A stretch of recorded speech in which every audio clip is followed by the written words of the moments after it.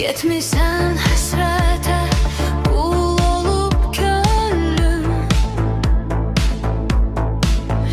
Bahar yollarımı qaralıb qayıb,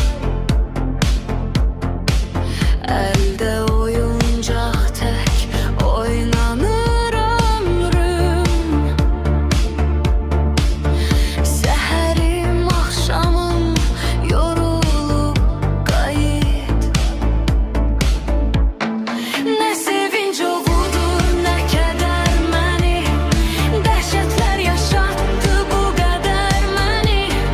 Dövran elə salıb dərbədər məni, torpaq ayaq altda qorulub qayıt.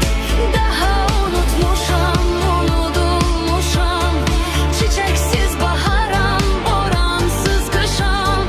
Həsrət gözlərində boğulan yaşam, əfqanım göylərə car olub qayıt.